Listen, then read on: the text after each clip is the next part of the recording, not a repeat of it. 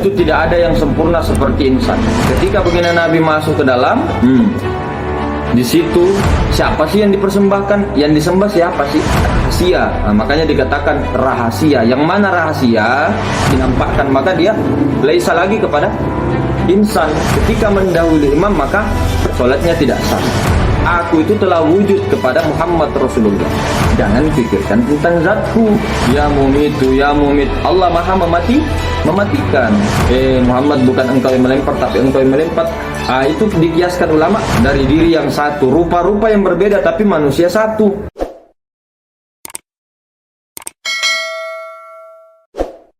Assalamualaikum warahmatullahi wabarakatuh.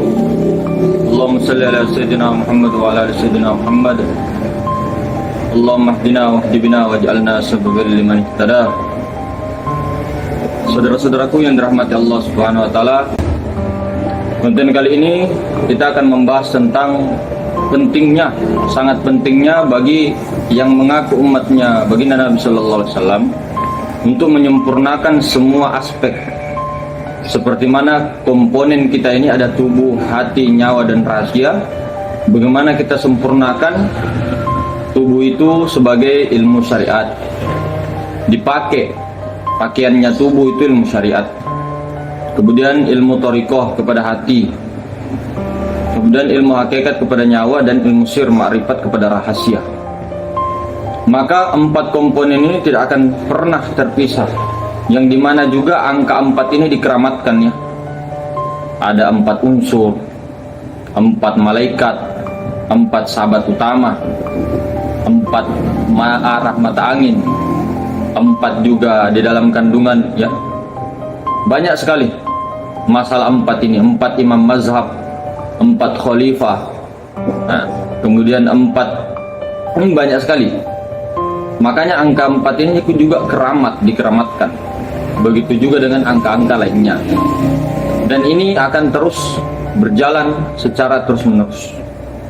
Nah, ini kita ini dijadikan, kelihatannya kita ya, bahasa syariat kita ini dijadikan itu dalam komponen yang sempurna, yang sangat sempurna dari tubuh, hati, nyawa, rahasia.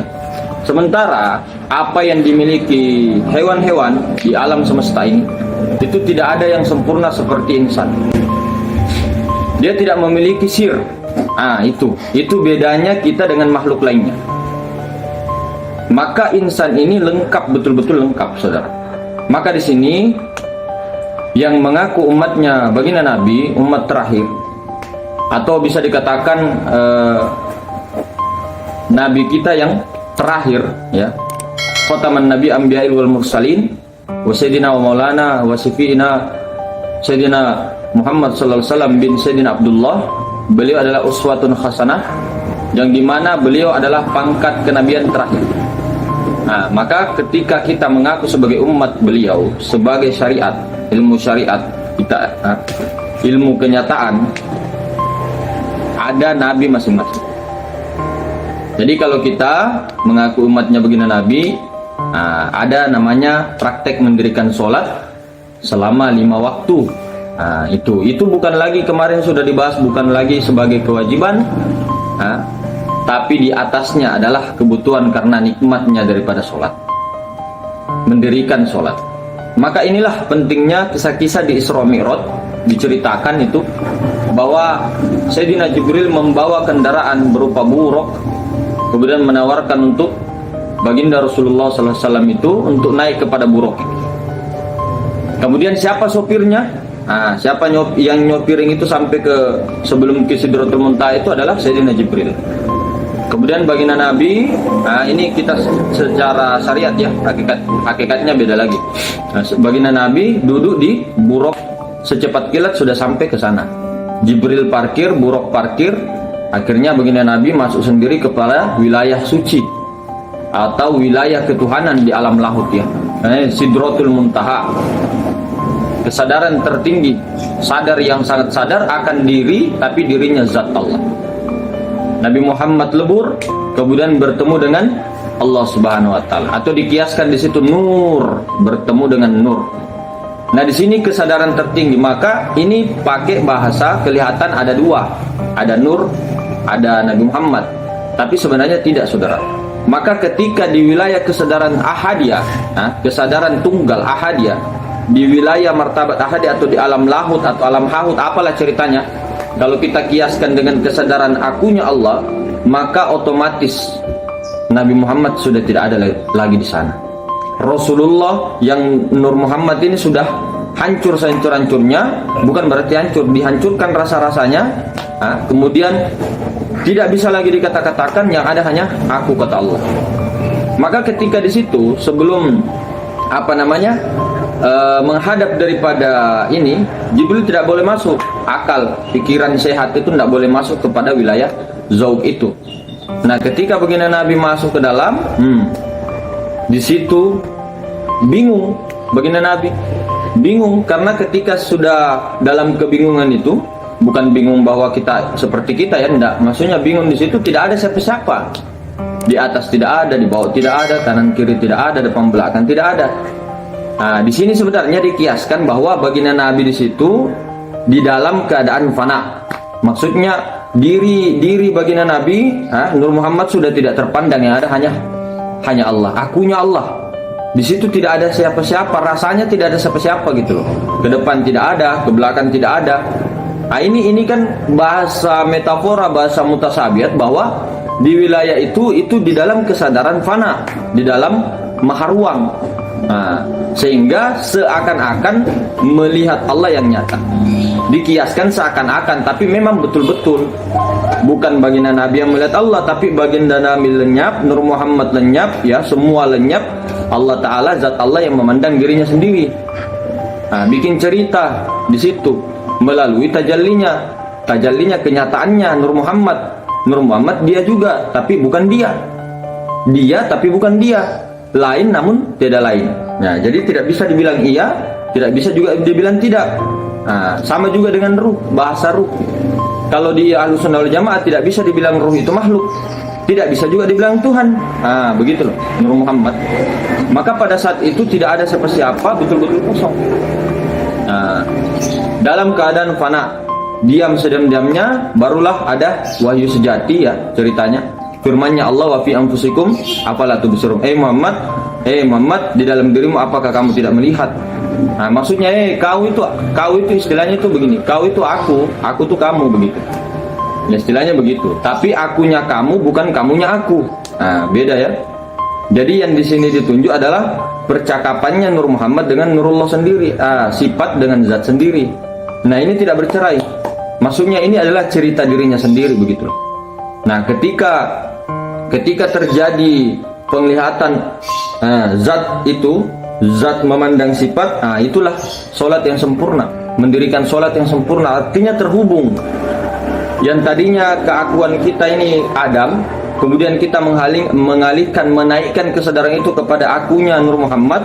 Nur Muhammad diterbangkan oleh Sayyidina Jibril beserta Buraq. Sebelum masuk wilayah itu Nur Muhammad lenyap sampai di akunya Allah.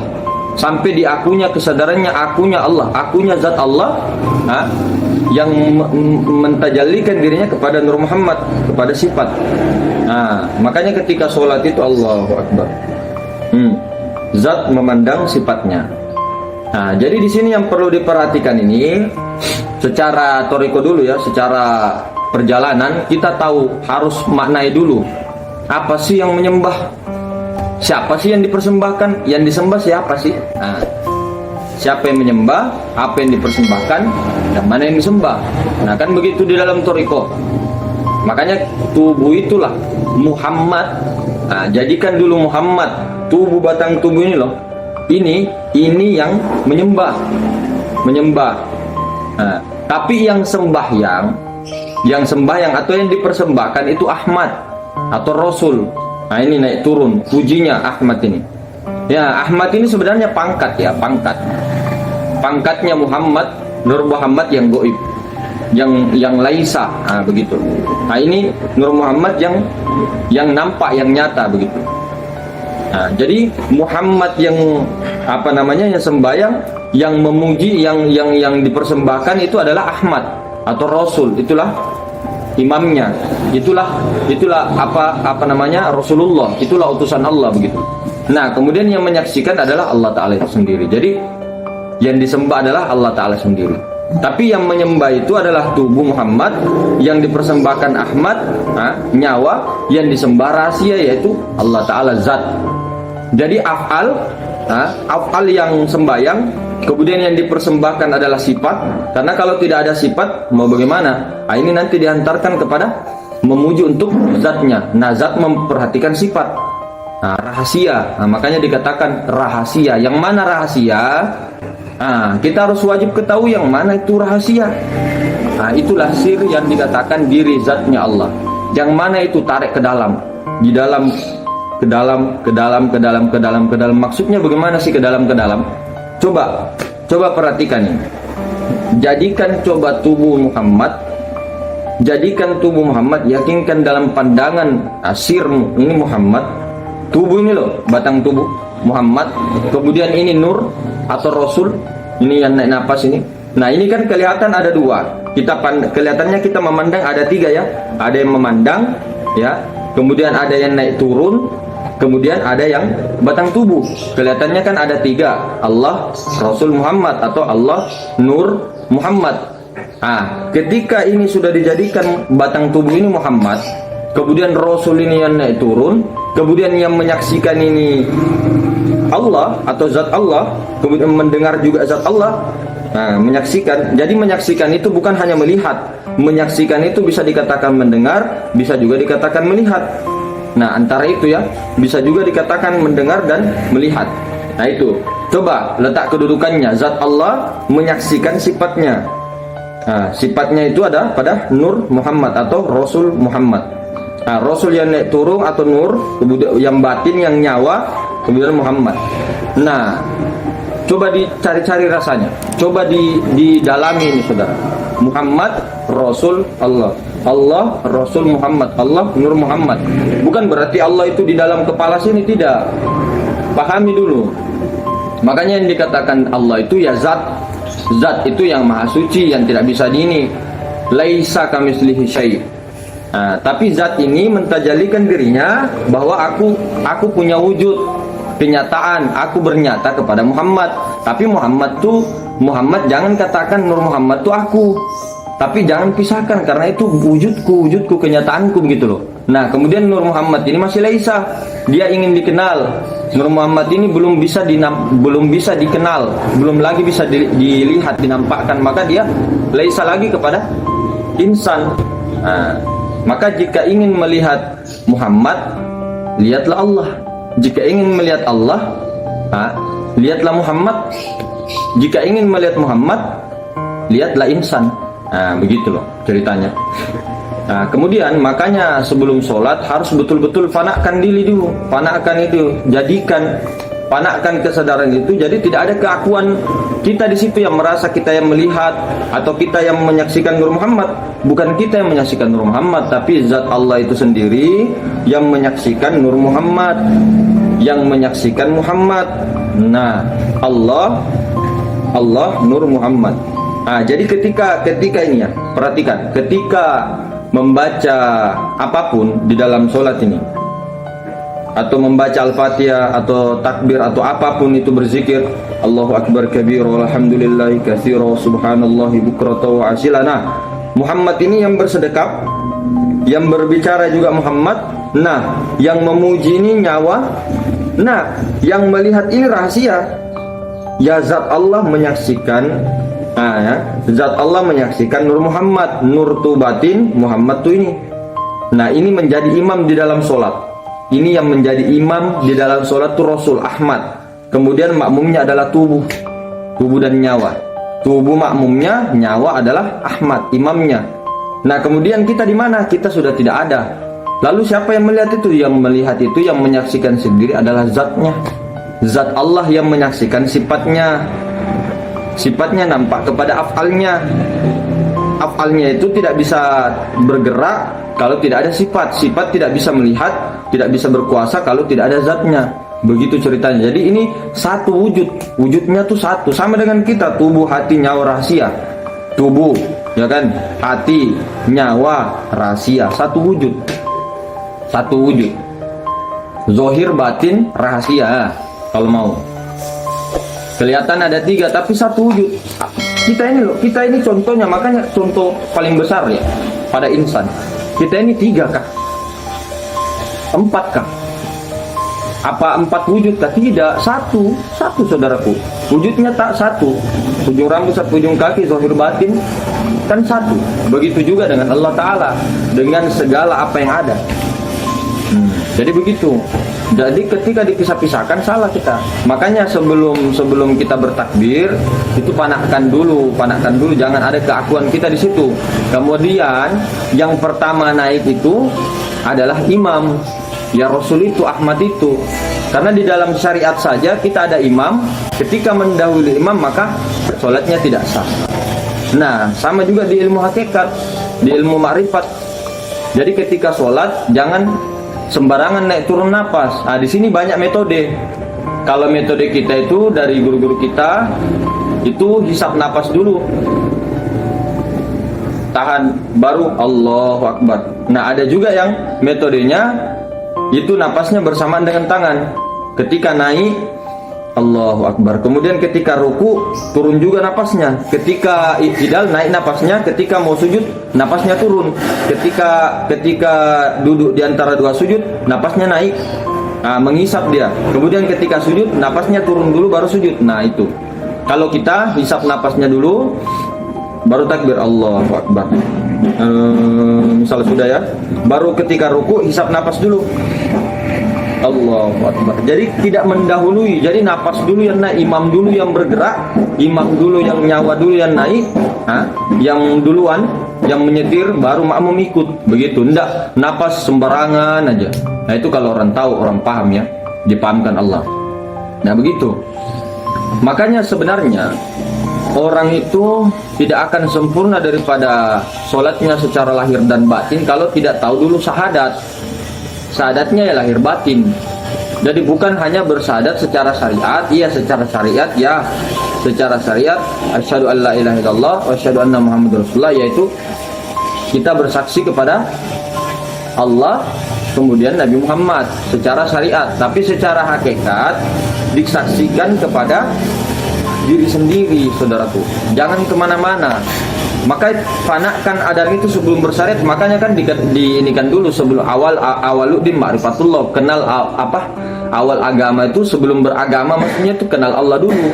Nah, ketika sudah otomatis kenal Allah, betul-betul mengenal caranya mengenal Allah bagaimana? Nah, kenali semuanya, ditunjukkan semuanya, baru kenali diri, matikan Adam itu. Ketika Adam sudah mati, yang ada hanya Muhammad dengan Allah. Maka terjadilah 2 kalimat syahadat. Kelihatannya ada 2 ini, masih ada syahadat tauhid, ada syahadat rasul. Tapi nanti ditauhidkan lagi di makrifat bahwa ini tuh satu barangnya, satu. Makanya Muhammad naik saksi asyhadu alla ilaha illallah, menyatakan bahwa aku ini dari yang kosong. Yang Nur Muhammad ini loh, semuanya yang maujud, yang wujud itu daripada yang kosong. Nah, kemudian lebur Muhammad, lebur semua, tidak ada lagi wujud-wujud lain selain daripada maha ruang. Nah, akunya maha ruang ini mengatakan aku itu loh, aku itu anna, dan aku juga bersaksi anna Muhammad Rasulullah. Aku itu telah wujud kepada Muhammad Rasulullah. Aku itu bahasa diperdalamkan lagi, aku tuh Muhammad. Aku itu Muhammad. Muhammad itu wujudku, wujud kenyataanku, mazharku, kata Allah begitu. Jadi sempurna 2 kalimat syahadat. Bukan kita mengatakan Muhammad Allah, Nur Muhammad itu Allah. Kita salah paham di situ, saudara. Maka ketika sholat betul-betul Allahu Akbar. Nah, di mana Adam? Di mana kita di situ? Tidak ada. Akal ini aja, makanya akal ini jangan dibawa. Kalau kita bertanya-tanya lagi, tapi kok katanya hanya Allah yang ada? Ya. Tapi kok saya melihat, nah ini akal pikiran kita yang selalu ini. Makanya kalau dunia tasawuf itu kalau sudah masuk di dalam rasa, jangan pakai itu dulu. Diamkan dengan akal robbaniyah. Dituntun bukan dengan nafsu ananiyah, bukan dengan akal pikiran kita yang daripada hawa nafsu kita sendiri yang selalu mau begitu. Nah, memang kalau dibilang Allah itu tidak masuk logika, ya jelas. Bagaimana mau dilogikakan Allah? Segala apa yang dilogikakan itu bukan Allah. Tapi kalau ilmu untuk mengenal Allah itu bisa, martabat ahadiyah sampai martabat insan itu bisa dijelaskan dari kosong, kemudian ada ruh semesta alam, kemudian terjadi ini itu kan bisa dilogikakan. Tapi kalau Allahnya tidak bisa dilogikakan. Sedangkan ini saja kita bingung kalau pakai akal. La ilaha illallah, tidak ada yang nyata melainkan Allah. Tapi kok saya masih melihat? Nah, ini kan akal. Coba kembalikan sifat ma'ani. Pakai rasa dong. Kembalikan sifat ma'ani juga takluk kepada sifat maknawiyah ke zat. Pakai rasa lah, jangan pakai akal. Kalau dibilang juga Allah Maha Tunggal, berpikir-pikir kita. Nah, itulah makanya ulama kita sepakat di balap, dan kemudian baginda Nabi mengatakan tafakkaru fi khalqillah wala tafakkaru fi zatillah. Pikirkanlah tentang makhlukku, ciptaanku, kata Allah. Atau dalam ini tafsiran lain, pikirkan tentang sifatku. Sifatku yang mana ya Nur Muhammad? Jangan pikirkan tentang zatku. Ini coba loh, ini coba ini bagaimana ini kosong. Bagaimana caranya dipikir kosong?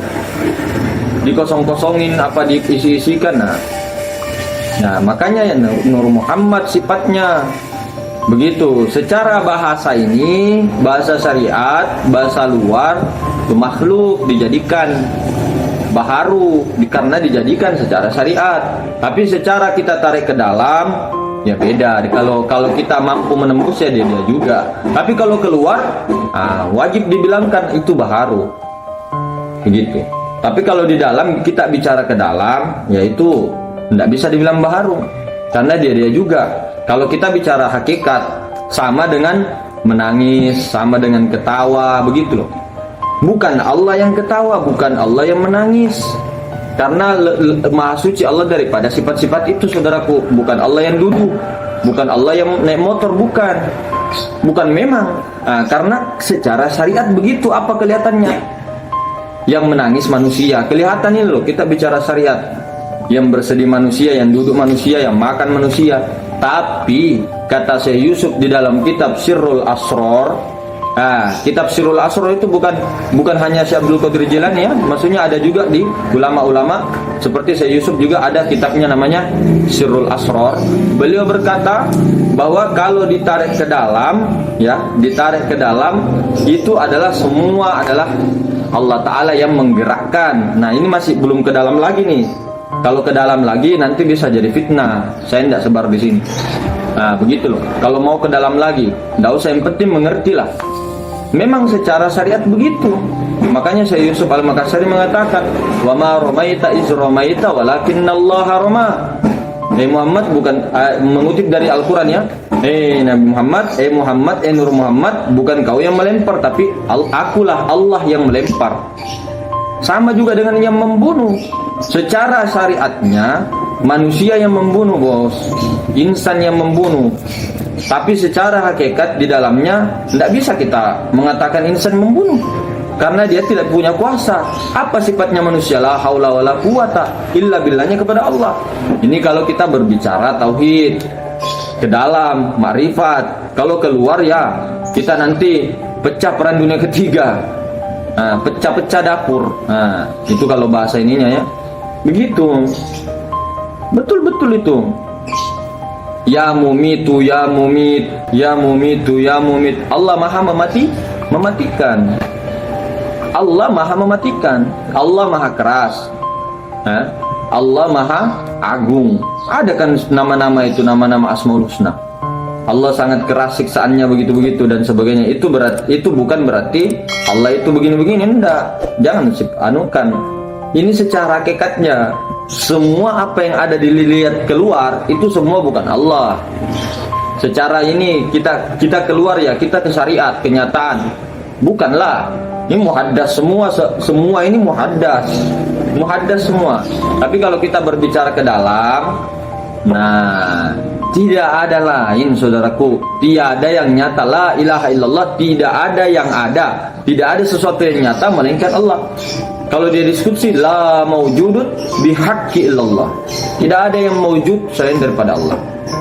Nah ini kalau orang yang mampu paham, saya kira insya Allah deh tidak ada pertentangan. Tapi kalau kita di satu sisi fanatik ke luar, nah yang satu fanatik ke dalam terus, nah tapi kalau dua-duanya seimbang, kanan dan kiri seimbang, dia jalannya lurus. Jadi dia tidak ke kanan, tidak ke kiri. Nah orang seperti inilah yang dijadikan Allah bukan untuk kepada kanan dan kiri. Keseimbangannya itu bukan ke kanan tidak terlalu ke kanan, ke kiri juga tidak terlalu ke kiri, seimbang. Inilah luar biasa umat yang luar biasa kalau seperti ini. Maka itu tadi di dalam praktek itu, praktek mi'raj tadi, sholat itu, luar biasa kalau bisa dipahami itu, dipahamkan Allah. Tapi pelan-pelan, butuh proses, butuh pemurnian, butuh kesadaran, baru pencerahan. Salam sehat, salam waras, salam logika dan ilmiah. Tapi ketika praktek jangan pakai ilmiah, jangan pakai akal, logika jangan. Kalau praktek bingung sendiri, nanti terputar kepala. Yang kayak tadi itu contohnya. Nah makanya ulama kiaskan ketika ada ayat wa ma ramaita iz ramaita walakinnallaha rama. Muhammad, bukan engkau yang melempar tapi engkau yang melempar. Itu dikiaskan ulama kepada 7 sifat ma'ani. Muhammad, ini kiasan ya, kiasan Bu. Sama dengan wa ma khalaqatul jinna wal ins illa liya'budun, dikiaskan illa liya'rifun. Bukan mengganti Al-Qur'an tapi mengkias. Sama dengan wa ma ramaita iz ramaita walakinnallaha rama, dikiaskan kepada 7 sifat ma'ani. Muhammad, yang tadinya Muhammad, bukan engkau yang melempar tapi Allah yang melempar. Nah, kita ke 7 sifat ma'ani. Muhammad, bukan engkau yang mendengar tapi Allah yang mendengar. Muhammad, bukan engkau yang berkalam tapi Allah yang berkalam.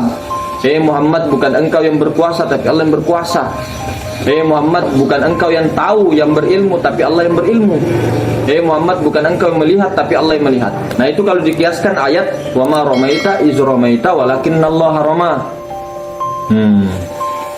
Begitu. Bukan berarti kita mengatakan Allah serupa dengan makhluk. Nah inilah makanya kalau tidak bisa mendudukkan ilmu pada tempatnya, bukan berarti ilmu syariat ilmu rendah, ilmu ma'rifat ilmu tinggi, bukan juga ilmu ma'rifat ilmu rendah. Ini semua seimbang. Dan ini komponen wajib, sebenarnya wajib untuk lengkap. Bukan satu persatu terus fanatik semua syariat.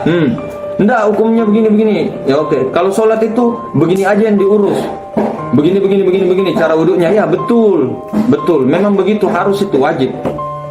Tata caranya berwudu, ya, bacaannya, makhrajnya, tajwidnya, ini semua. Ya, tata cara berdirinya di rukun 13 dan sebagainya. Hukum-hukumnya. Di thariqah juga, hudurul qalbinya. Kemudian di hakikat juga, di ma'rifat juga. Alangkah indahnya dunia ini kalau ada orang, berapa orang saja yang betul-betul empat-empatnya ini dijaga. Empat-empatnya ini kemudian diterapkan di dirinya, kemudian di rumah tangga, kemudian di lingkungan sekitarnya. Terus sedikit demi sedikit seperti rayap, akhirnya lebih dengan banyaknya, dengan ilmu seperti ini empat-empatnya, perdamaian di atas dunia top. Tidak ada lagi meskipun apapun. Jadi kalau sudah begini, kita tidak ada istilah mau agamanya apa, keyakinannya apa, mau rasnya apa, mau sukunya apa, kan damai-damai aja. Peluk-pelukan sama keyakinan lain juga tidak masalah, mau itu negara apa. Nah itu kalau orang paham. Tapi kalau orang tidak paham, nanti bertengkar terus kerja kita. Coba kita ini adalah umat yang satu, dari diri yang satu, rupa-rupa yang berbeda tapi manusia satu. Si tongon-tongon na manusia, saya dimi tahu. Kata leluhur kita, mega rupa tahu nak, banyak sekali rupa-rupa manusia, tapi saya dimi tahu. Satu di manusia. Ini leluhur kita selalu jaga ini, satu di manusia nak. Jangan tertipu. Maka orang yang mampu melihat pandangannya tembus kepada saya dimi tahu, satu manusia, orang seperti ini yang patut dijadikan prioritas untuk maju ke depan. Nah, saya kira begitu saudara-saudara. Dimaafkan banyak khilaf. Assalamualaikum warahmatullahi wabarakatuh.